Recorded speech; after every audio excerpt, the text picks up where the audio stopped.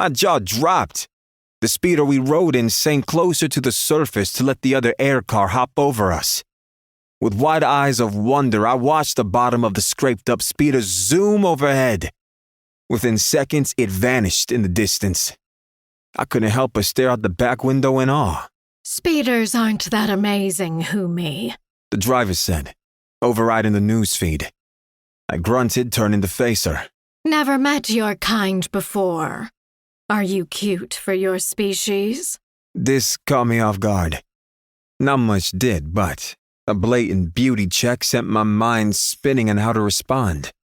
I quickly determined she was not hunting for a sheet wrestling partner when I saw a kid's drawing and a digital image of a male rhino-type man on her dash. You like to tease your passengers. I can respect that.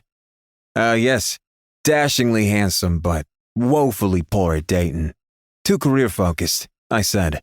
I saw you're a mercenary, which seems odd. Don't get Humis or mercs around these parts very often, she said, putting a pin in this conversation. Humies is it derogatory? The driver shrugged, barely watching the road. She tapped a few buttons, we slowed down, and sensors kept us on the road. The speeder used the same sort of autopilot that my spaceship did to keep us from crashing. Her soft cheeks led to a patch of fur with short whiskers. She pinched her face until it gave her a very human appearance, even with the twitching triangle ears. Humans are a very common species.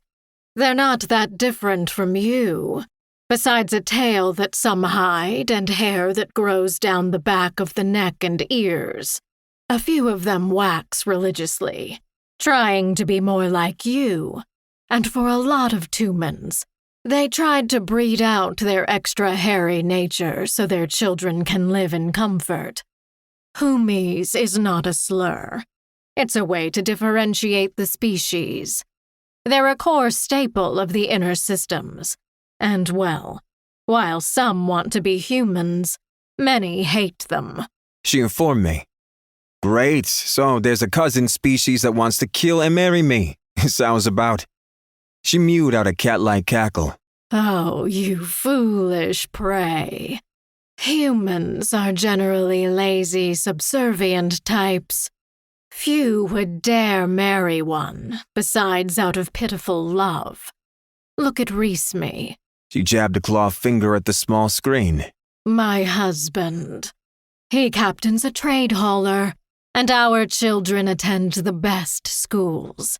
Our debt is managed, and our sweet babies will become any class they want to when they come to the pedestal on selection day. The pride in her voice carried a conviction I found hard to argue with.